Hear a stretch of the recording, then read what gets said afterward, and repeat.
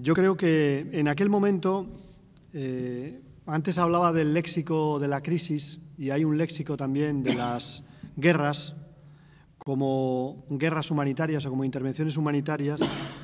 En aquel momento de la intervención en el Parlamento, pues la verdad es que era un momento complicado, porque esa retórica sobre la guerra de Libia o sobre la intervención en Libia había calado no solamente en la derecha y en la socialdemocracia a nivel internacional, sino que había calado en las organizaciones no gubernamentales, ¿no? Yo recuerdo días antes de la intervención cómo varias organizaciones humanitarias pedían de manera explícita a las Naciones Unidas y a los organismos internacionales una intervención, ¿no? Seguramente no pensaban en una intervención militar, ellos pensaban, bueno, pues en una labor de control de comercio de armas, seguramente también pensaban en una labor de exclusión aérea, entendida exclusión aérea como que nadie bombardease, pero es verdad que eso había calado, ¿no? Y nosotros, yo creo que acertamos, estoy convencido de ello.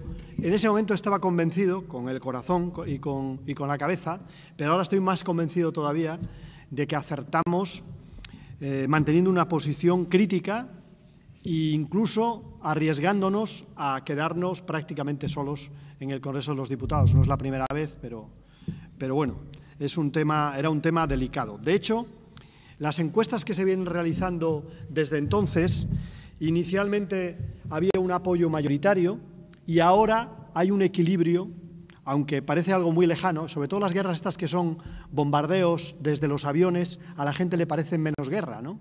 La guerra electrónica parece menos guerra, parece que produce menos sufrimiento, ¿no? Más distanciamiento, y en ese sentido, pues la gente, por ejemplo, con la guerra de Afganistán no es igual que con la guerra de Irak, y con la guerra de Libia tampoco es lo mismo que con la guerra de Afganistán. Aunque ahora prácticamente la guerra de Afganistán y la de Libia están a la par en las encuestas, ¿no? Hay un 50-50 o un 60-40, según quien haga las preguntas, a favor o en contra. Es decir, que hay una división de la opinión pública que va mucho más allá de la posición que puede defender Izquierda Unida o que defendemos 3 diputados de 300, aunque a nosotros nos corresponden por lo menos 15, y no paro de repetirlo, por el sistema electoral, ¿no? Pero lo que se ha demostrado, yo creo que es, en primer lugar, y yo creo que es grave además, ¿no? En primer lugar, cómo ha cambiado de naturaleza el Consejo de Seguridad de Naciones Unidas. Yo creo que de un Consejo de Seguridad de Naciones Unidas que gestionaba fundamentalmente el diálogo político para evitar la guerra, se ha convertido en un Consejo de Seguridad que sanciona la legitimidad o ilegitimidad de la guerra, ¿no? Yo creo que eso es un cambio de naturaleza que no tenía lugar hace mucho tiempo y que tiene mucho que ver con el fin de la Guerra Fría y con el monolitismo que hay hoy en el Consejo de Seguridad de Naciones Unidas. Por tanto, aquellos que pensaban que después de la Guerra Fría iban a venir las Naciones Unidas e iba a venir el gobierno mundial, pues no ha sido así. No hay gobierno mundial, sino que hay una degradación profunda también en el caso de Naciones Unidas. Y luego, un instrumento jurídico fundamental como son las resoluciones se ha convertido en un cheque en blanco, en un papel mojado, ¿no? Una resolución que dice que se autoriza la exclusión aérea, es decir, que nadie vuele en una determinada zona, y que se autoriza también proteger a la población civil, se convierte en bombardeos a tutiplén. Se convierte en la legitimidad para una intervención de guerra, para que entre la CIA, para que haya comercio de armas y cualquier día de estos, al tiempo, para que Egipto lance su ejército para dar una solución también al problema, ¿no? Y para que, en definitiva, el objetivo sea encauzar lo que está pasando en Oriente Medio y lo que está pasando en África. Mira, interesa mucho menos lo que pasa en Costa de Marfil, solamente en los últimos días. El cacao es menos importante que el petróleo, ¿no? Pero más importante todavía que el recurso natural es la geoestrategia. La geoestrategia, hay que empezar a recuperarla otra vez, porque era algo muy presente en la Segunda Guerra Mundial. Y la geoestrategia dice que en estos momentos hay un peligro muy importante para las potencias occidentales, que es que esos pueblos se autogobiernen. Es que hasta ahora o han sido parte de la división de la Guerra Fría o han sido dictaduras frente al islamismo. Ahora hay la posibilidad de que aparezca la sociedad civil. Y cuando aparece la sociedad civil puede pasar cualquier cosa. Y lo que no quieren es que pase cualquier cosa. En Túnez lo van a controlar. El otro día hubo una derogación de la Constitución y la autorización de una Constitución otorgada para limitar la posibilidad de la izquierda en Túnez. En Egipto el ejército es el que manda y el ejército es el que va a encauzar, junto con Israel y con los Estados Unidos, el futuro de la revolución egipcia.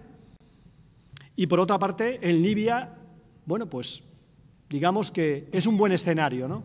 ¿Qué mejor escenario que un ogro hortera como Gaddafi para decirle al mundo lo que vamos a hacer, lo que va a hacer el nuevo orden internacional? Pues es lo que han hecho en Libia, dar un golpe de mano en Libia, y el problema ahora es que no saben muy bien dónde va a terminar.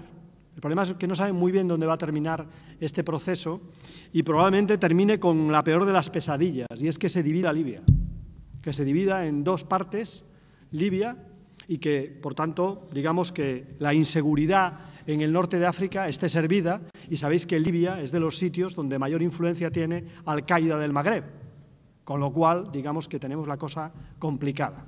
Pero quería comentar únicamente este tema porque yo estoy convencido que en ese momento Izquierda Unida se arriesgó, como en otros momentos, ¿no? Me preguntaba alguien, es que ustedes, en 24 horas, es que ustedes hacen todo por cálculo electoral. Le dije, oiga, que no, que es que yo creo que es evidente que nosotros por cálculo electoral eso no lo hemos hecho. Lo hemos hecho, si lo hubiéramos hecho por cálculo electoral, otro gallo cantaría, ¿no? Pero que nosotros lo hemos hecho por convicción y además sabiendo que era un tema muy arriesgado, ¿no? Y todavía es un tema arriesgado, aunque creo que las ONGs cada vez piden más el alto el fuego, ¿no? Como todos los organismos internacionales piden el alto el fuego, y cada vez más gente dice aquello o tiene un acuerdo político o un arreglo político o no tiene arreglo. Y aquello termina con un guirigay que incluso puede contaminar a otras zonas del norte de África, ¿no? En esta materia también nos quedamos solos. Es decir, en la ley sobre medios audiovisuales, que tenía dos partes importantes, ¿no? Fueron varios proyectos, pero se podría unificar en uno solo. Y era, por una parte, el regalo de la publicidad de Televisión Española a las televisiones privadas, en particular a Telecinco, Antena 3 y la 4. Y, por otro lado, además del regalo de la publicidad y, por tanto, poner en dificultades económicas a Televisión Española, ya las estamos viendo en estos momentos, poner en dificultades a la televisión pública, que es la verdaderamente de calidad en este país, por lo demás hay muy poco que apreciar, ¿no?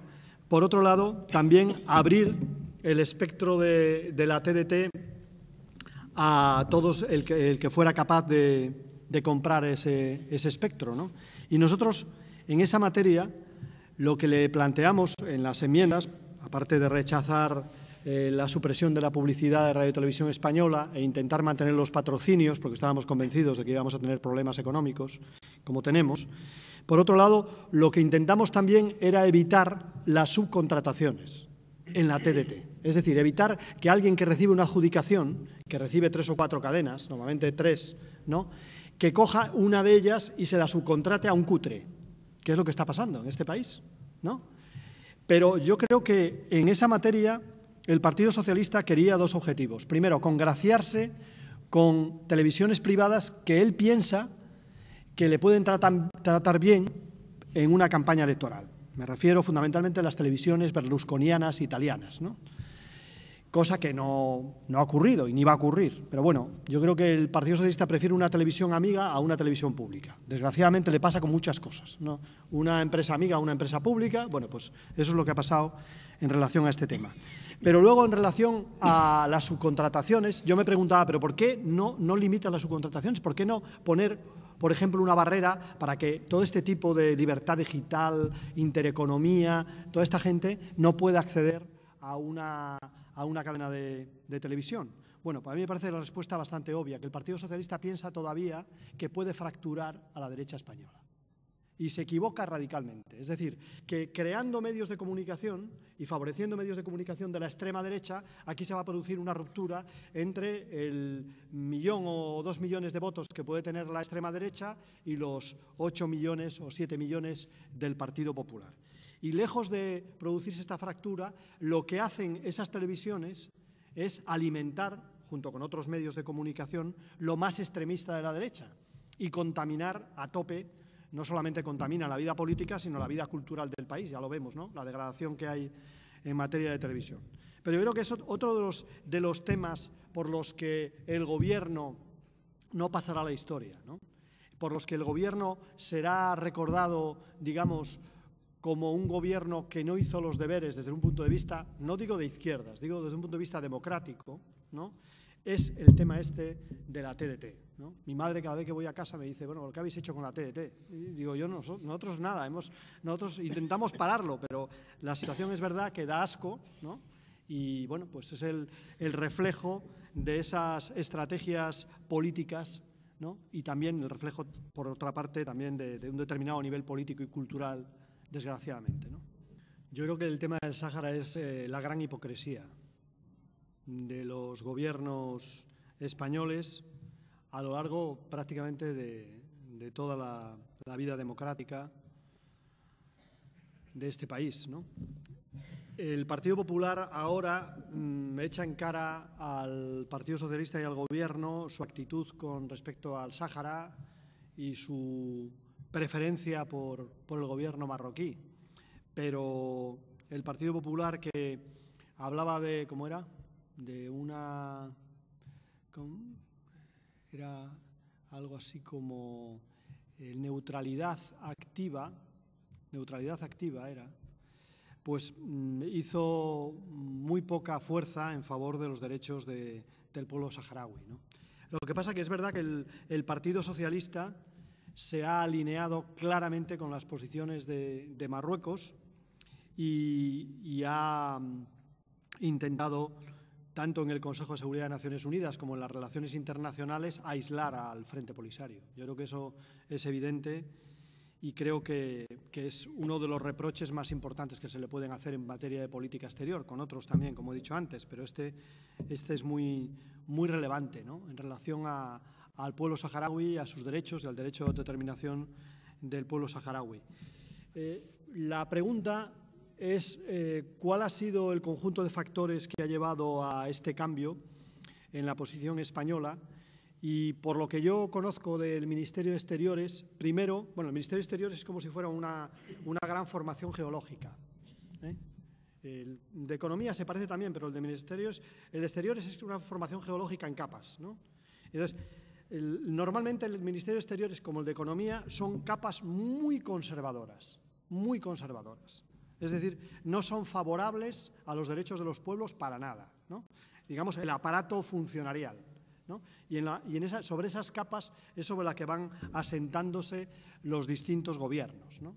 Sí, a priori no hay una posición, digamos, favorable hacia el pueblo saharaui. Pero yo creo que hay dos factores importantes que llevan a este gobierno a una posición ya descaradamente alineada con el gobierno marroquí.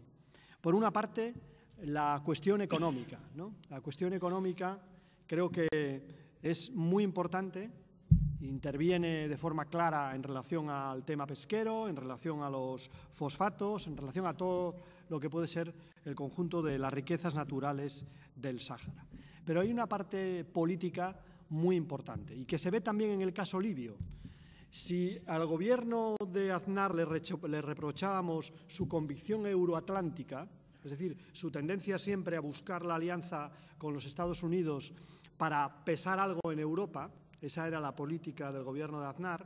Me decía el ministro de Exteriores de entonces que querían sustituir a Inglaterra en el corazón de Europa y de los Estados Unidos. Ahí va, hay que ser vanidoso, ¿no? Bueno, el gobierno de Zapatero lo que hace es la alianza con Francia. La alianza del gobierno español es con Francia, que tiene una explicación en la política antiterrorista. Tiene una explicación en la política antiterrorista y tiene también una explicación en relación a los intereses, ¿no? Esa alianza con Francia es una alianza muy fuerte, ¿no?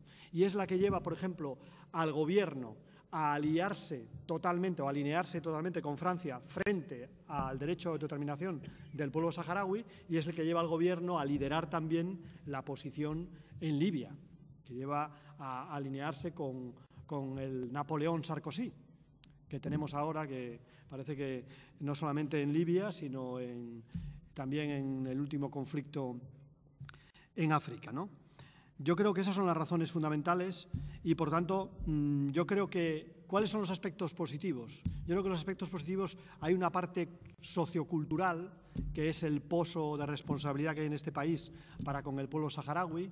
Hay otra parte organizativa, que es las alianzas entre organizaciones ciudadanas y el Frente Polisario o el pueblo saharaui y la presencia, por ejemplo, aquí en las vacaciones de muchos niños, pero yo creo que las organizaciones de solidaridad con el pueblo saharaui son otra parte muy importante a tener en cuenta en un cambio de esa línea política. Y luego, por otro lado, bueno, pues las fuerzas políticas que seguimos siendo solidarios con el pueblo saharaui, ¿no? Pero no lo tiene fácil el pueblo saharaui en estos momentos, porque desde el punto de vista de la política internacional, y esa reflexión también la hago sobre Libia, lo que ha hecho Estados Unidos en el último Consejo de Seguridad sobre Libia es establecer un nuevo orden que hay que ver si se consolida o no, pero es un nuevo orden en que Estados Unidos es la última ratio incluso tecnológica. Ya veis que ha bombardeado en primer lugar y se ha retirado, ¿no? La última ratio tecnológica, la última ratio desde el punto de vista estratégico son los Estados Unidos. Pero luego hay potencias regionales a las cuales se les va a dar prácticamente carta blanca, ¿no? Y una de las potencias regionales es la Unión Europea con la alianza franco-británica. Esa potencia va a influir mucho en lo que pasa en el Mediterráneo y, por tanto, digamos que es una potencia muy regresiva en relación a los intereses y a las necesidades del pueblo saharaui, ¿no? Habrá que intentar debilitar esa posición, tanto en España como a nivel internacional, en la Unión Africana y en las relaciones con otros pueblos, pero yo creo que la explicación, así muy a vuela pluma, es esa con respecto a la situación del pueblo saharaui, que, como digo, es difícil y, bueno, pues ellos lo saben en el Consejo de Seguridad de Naciones Unidas y ellos lo saben también en las relaciones con el gobierno de Zapatero, ¿no?